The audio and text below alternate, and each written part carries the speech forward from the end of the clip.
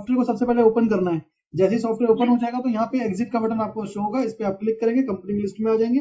और अगर कुछ भी मॉडिफाई करना है आपको तो F3 प्रेस करके आप इसको मॉडिफाई कर देंगे। अब यहाँ पे अगर आपको कोई नई फर्म ऐड करनी है, ठीक है, सपोज आपने अब एक और कंपनी ओपन कर लिया, उस कंपनी को भी सॉफ्टवेयर से मैनेज करना चाहते हैं, तो उस कंपनी को पहले आपको यहाँ बनाना पड़ेगा। जैसे यहाँ 4 कंपनियां शो हो रही है, ऐसी जब आप बना देंगे तो यहाँ 5वीं कंपनी भी आपकी शो होगी। तो अब वो कंपनी आपको बनानी कैसे है? अगर कोई भी आपको नई कंपनी बनानी है, नई फर्म ऐड करनी है इसके अंदर, तो यहाँ पे नीचे लिखा भी हुआ है, कभी अगर आप भूल जाओ तो यहाँ पे आपको नीचे देखेंगे तो ध्यान आ जाएगा आपको कि F2 से आपको नया ऐड करना है। अब देखिए मैं अगर यहाँ पे F2 प्रेस करूंगा तो देखिए ये अब एक नया फॉर्म ओपन हो गया, इसके अंदर कुछ भी नहीं है, सब कुछ ब्लैंक है। तो जो भी आपकी कंपनी की डिटेल है वो कंपनी डिटेल आप यहाँ पे मेंशन करोगे। सपोज कि आपने जो है ना कोई सुपरमार्केट की कंपनी ओपन करी है, तो जो भी उसका नाम है, मान लो ऑनलाइन सुपरमार्ट, ये आपकी कंपनी का नाम है। उसके बाद फिर ये यहाँ पे सारी चीजें जो है ना आप आराम से इजी वे में देख सकते हैं, मतलब एक क्वेश्चन आंसर की तरह आप समझेंगे तो डिटेल को मेंशन कर लेंगे। जैसे कंपनी नेम में आपने अपनी कंपनी का नेम डाल दिया। अब एड्रेस में क्या है कि एड्रेस में आपको अपनी कंपनी का एड्रेस डालना है, जहां पर भी आपने दिखाया हुआ है इस कंपनी को कि किस एड्रेस पे है। और एड्रेस डालने के लिए भी जो है 3 लाइनें होती है। जैसे इसमें भी जो है ये पहली लाइन है, अगर इसमें एड्रेस ना आए आपका तो दूसरी लाइन में आप डाल सकते हो, अगर इसमें भी ना आए तो तीसरी लाइन में डाल सकते हो। तो कितना भी बड़ा आपका अगर एड्रेस है तो वो यहाँ पे आप मेंशन कर सकते हो। उसके बाद आपको फोन नंबर डालना, जो भी उनके मोबाइल नंबर है। उसके बाद ये ऑटोमेटिक ब्रांच कोड अपने आप ही जो है जनरेट हो जाता है, इसको आप बाय डिफॉल्ट छोड़ देंगे। और ये फैक्स नंबर है, पहले का जो चला करता था, अब तो खैर बंद हो गया, अब इसकी जगह पे मोबाइल, ईमेल, वेबसाइट वगैरह आ गए। तो अगर ये तो हो गया ही नहीं अब किसी के पास, ठीक है। तो ये है वेबसाइट। अब जो कंपनी आप यहाँ बना रहे हैं अगर उसकी वेबसाइट है तो आप डाल सकते हैं, नहीं तो उसको खाली छोड़ सकते हैं। अगर ईमेल आईडी है तो ईमेल आईडी आप डाल सकते हैं। सपोज ईमेल आईडी है onlinestore@gmail.com, तो इस तरह की कोई भी आपकी हो सकता है, उस कंपनी की मेल आईडी हो, तो ऐसे आप मेल आईडी को मेंशन कर देंगे। कंट्री आपका इंडिया आएगा और स्टेट आपको सिलेक्ट नहीं करना है, जीएसटी नंबर डालोगे तो ऑटोमेटिक स्टेट आ जाएगा। बस आपको यहाँ पे थोड़ा सा ध्यान देना है। अब जो भी आप कंपनी क्रिएट कर रहे हो, अब ये कंपनी जो है बिजनेस की किस कैटेगरी में आती है, जैसे फार्मेसी में आता है या सुपरमार्केट में आता है, ऑटोमोबाइल में आता है, या बुक स्टोर है आपका ये, ठीक है, जो स्टेशनरी स्टोर वगैरह होते हैं, या फिर एफएमसीजी में आता है, या गारमेंट्स में आता है, या होटल, या कोई मंडी, या फिर मोबाइल स्टोर है आपका।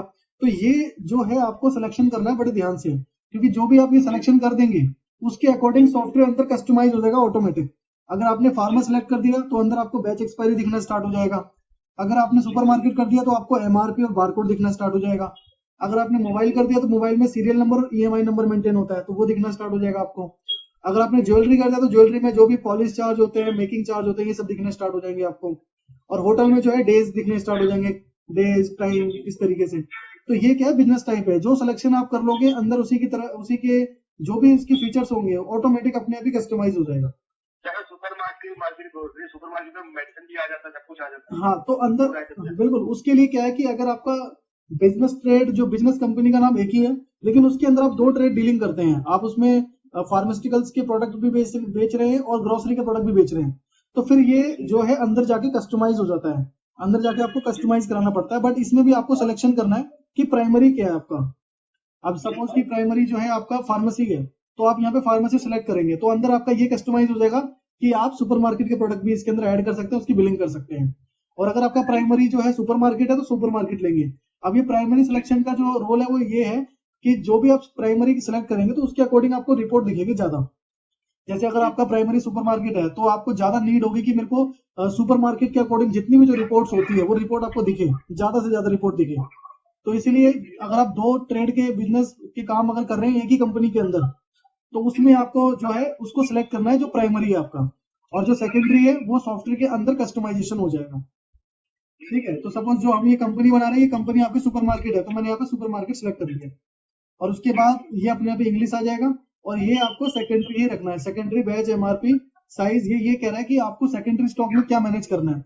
तो सुपरमार्केट में हमें एमआरपी मैनेज करना होता है, तो और इसके अंदर एमआरपी है, बैच के बाद देखो एमआरपी है इसके अंदर, तो मैंने ये बाय डिफॉल्ट यहाँ पे सिलेक्ट कर दिया, वैसे अपने आप ही सिलेक्ट हो जाता है। और उसके बाद आपको यहाँ पे डालना है जीएसटी नंबर, तो जो भी जीएसटी नंबर होगा आपके इसका आप यहाँ पे मेंशन करेंगे, जैसे मैंने यहाँ पे मेंशन कर दिया। और जीएसटी नंबर ये आपके कैप्स में ही होना चाहिए, जैसे अभी मैंने स्मॉल लेटर में कर दिया था, और ये कैप्स में होना चाहिए। एंट्री करेंगे, अब देखिए जीएसटी नंबर अगर आपका गलत होगा तो सॉफ्टवेयर आपको इंडिकेट कर देगा कि ये जीएसटी नंबर गलत है। ठीक है, अब ये जीएसटी नंबर मैंने गलत मेंशन किया है, तो ये गलत है। अगर आपको सही करना है, चेक करना है, तो आप चेक करके डाल देंगे। अब हमें तो पता ही गलत, हमने तो उसको यस कर दिया। उसके बाद अगर और भी कोई लाइसेंस है आपके पास, जैसे वैट नंबर है, डीएल नंबर है, या मैन्युफैक्चरिंग लाइसेंस है, एलएसटी नंबर, एसटी नंबर, या फूड लाइसेंस है, तो वो डाल सकते हैं आप यहाँ पे। ठीक है, उसके बाद जुरिडिक्शन आपको डालना है जो भी आपका डिस्ट्रिक्ट आता है। उसके बाद फिर अब यहाँ पे उसके बाद आता है कंपनी आपकी रजिस्टर्ड है, कॉम्पोजिशन है, या अनरजिस्टर्ड है। रजिस्टर्ड में तो वही हो गया जिनके पास जीएसटी नंबर है, और कॉम्पोजिशन में वो हो गया इनके पास भी जीएसटी, हाँ बिल्कुल, इनके पास भी जीएसटी नंबर होता है, पर इनका टैक्स स्ट्रक्चर ऐसा होता है कि हर 3 महीने में सेल्स के ऊपर टैक्स भरना होता है इन्हें। इनको कोई इनपुट नहीं मिलता, कोई रिवर्स चार्ज नहीं मिलता इन्हें, इनको सिर्फ और सिर्फ टैक्स भरना होता है। अब ये भी जो है कैटेगराइज है कि अगर आपका जनरल स्टोर है तो 1% देना होगा, अगर आपका मैन्युफैक्चरर है तो 2% देना होगा, इस तरीके से। उसके बाद यहाँ पे टैक्स स्ट्रक्चर है। अब जैसे अब यहाँ पे आपको ये डिसाइड करना है कि आपके पास मल्टीपल प्रोडक्ट के मल्टीपल टैक्स हैं और उसी में आपको बिलिंग करनी है, तो आप यहाँ पे प्रोडक्ट वाइज लेंगे, और ये प्रोडक्ट वाइज यहाँ पे सेट है बाय डिफॉल्ट। अगर आपका बिजनेस ऐसा होता है कि आपके पूरे बिजनेस पे 18% का ही टैक्स लगता है, और आपको बार बार जो है HSN, बार बार आपको उसके अंदर SGST CGST ना डालना पड़े, तो उसके लिए आप बिल वाइज टैक्स लेंगे। अब बिल वाइज में क्या होगा कि आपको अगर आपके पास 18% का ही अगर आइटम है तो उसका बिलिंग कर सकते हैं। अगर आपके पास 12% का अगर आइटम है तो आपको 2 बिल बनाने पड़ेंगे, एक 18% जीएसटी का बिल बनाना पड़ेगा आपको, उसके बाद 12 का बनाना पड़ेगा। तो अगर आपने बिल वाइज कर दिया तो इस तरीके से करना पड़ेगा आपको। बट आपका क्या है, आपका तो क्या है, ट्रेडिंग प्रोडक्ट है, तो किसी पे आपका 5% है, किसी पे 12 है, किसी पे 18 है, किसी पे 28 है, किसी पे 0 है, तो आपको प्रोडक्ट वाइज लेना है कि आपने एक ही बार डिफाइन कर दिया कि इस प्रोडक्ट पे इतना जीएसटी है, ताकि उसके अकॉर्डिंग जब भी सेल और परचेज करो ऑटोमेटिक आपका जीएसटी कैलकुलेट हो जाए, आपको ध्यान में रखना पड़ेगा। ठीक है, और उसके बाद फिर ये फाइनेंशियल ईयर है। अब जैसे आपने आज जो है कंपनी क्रिएट करी, अब इसमें आपको इस फाइनेंशियल ईयर से ही डेटा डालना है, तो जो बाय डिफॉल्ट यहाँ पे डेट है उसके अकॉर्डिंग ऑटोमेटिक यहाँ पे फाइनेंशियल ईयर आ जाएगा। जैसे कि अभी 22-23 का फाइनेंशियल ईयर चल रहा है। अगर आपका जो है मोटिव ये है कि मेरे को 2019-20 से लेकर डेटा डालना है, तो आपको यहाँ पे फर्स्ट टाइम यही सिलेक्शन करना पड़ेगा। बस आपको यहाँ पे 2 चीजों पे ध्यान देना होगा, क्योंकि 2 चीज जो है आप मॉडिफाई नहीं कर सकते सॉफ्टवेयर में। एक तो आपका बिजनेस टाइप है, अगर आपने ये गलत ले लिया तो इसको आप मॉडिफाई नहीं कर सकते हैं कि इसको सेव करने के बाद दोबारा से आप चेंज कर दो, तो ऐसा नहीं होगा, क्योंकि जैसे आप सिलेक्ट करते हो तो सॉफ्टवेयर अंदर ऑटोमेटिक कस्टमाइज हो जाता है इसके अकॉर्डिंग। और दूसरा, आप फाइनेंशियल ईयर चेंज नहीं कर सकते हैं, क्योंकि फाइनेंशियल ईयर चेंज करने का जो प्रोसेस है वो गवर्नमेंट की पॉलिसी का है कि आपने जो फाइनेंशियल ईयर क्रिएट कर दिया तो आप उसे मॉडिफाई नहीं कर सकते, आपको ये इस बुक को आपको चलाना ही पड़ेगा।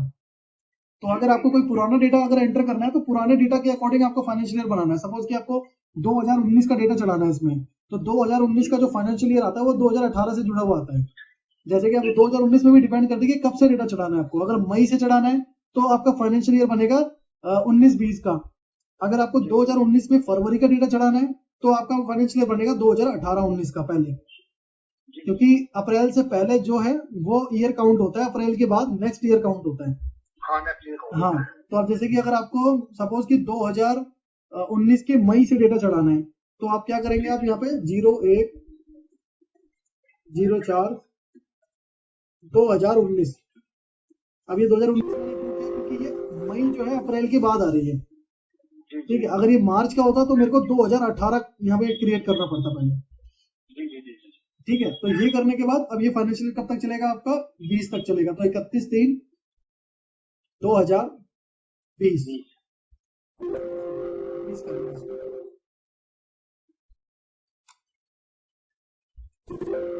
अब इसमें क्या अथॉरिटी होगी आपके पास ये अथॉरिटी होगी कि आप अपने 2019-20 का भी डेटा डाल सकते हो, 20-21 का भी डेटा डाल सकते हो, 21-22 का भी डाल सकते हो, और 22-23 तो चल ही रहा है। अगर आपने 22-23 का जो है यहाँ पे फाइनेंशियल ईयर बना दिया और अगर आप चाहते हो कि मैं पिछले साल का भी डेटा डाल लूं इसमें, तो आप नहीं डाल सकते, क्योंकि फिर क्या है कि ये फाइनेंशियल ईयर अब आपका आगे जनरेट होगा, अब ये पीछे नहीं जाएगा। ठीक है, हाँ, तो अगर ऐसा है तो कोई ऐसी कंपनी है कि जिसमें पुराना डेटा आप चढ़ाना चाहते हो तो फाइनेंशियल ईयर पे आपको थोड़ा ध्यान देना होगा। अब इस पूरी कंपनी क्रिएशन में हर चीज आप मॉडिफाई कर सकते हो, सिर्फ 2 चीजें छोड़कर। एक आप बिजनेस टाइप मॉडिफाई नहीं कर सकते और दूसरा आप फाइनेंशियल ईयर मॉडिफाई नहीं कर सकते। बाकी सारी चीजें आप मॉडिफाई कर सकते हो। आपसे जीएसटी नंबर गलत डल जाए, branch code, mobile number, address, company का नाम, ईमेल आईडी, या डीएल नंबर है या जुरिडिक्शन है आपका, ये भी चेंज कर सकते हो आप। ठीक है, तो ये सारी चीजें चेंज कर सकते हो। हाँ, बिजनेस टाइप आप चेंज नहीं कर सकते और फाइनेंशियल ईयर चेंज नहीं कर सकते। ठीक है। उसके बाद आप इसको एंटर करके सेव कर देंगे। अब ये आपका जो ये कंपनी है, ये कंपनी क्रिएट होना स्टार्ट हो गई है। अब ये क्या काम कर रही है, यही काम कर रही है कि आपके अंदर जो अभी जैसे ही हम इसको कंपनी एंटर करेंगे तो उसके अंदर सारी चीजों को इसने कस्टमाइज कर दिया ग्रोसरी के अकॉर्डिंग। अब देखिए ये हमारी कंपनी थी ऑनलाइन सुपरमार्केट। अब हम इसको एंटर करेंगे फर्स्ट टाइम, इसको नॉट रिक्वायर्ड करना है आपको। अब यहाँ पे जितनी भी चीजें आप देखोगे अंदर सॉफ्टवेयर में, सारी चीजें जो है आपकी ग्रोसरी के अकॉर्डिंग मैनेज हो गई है।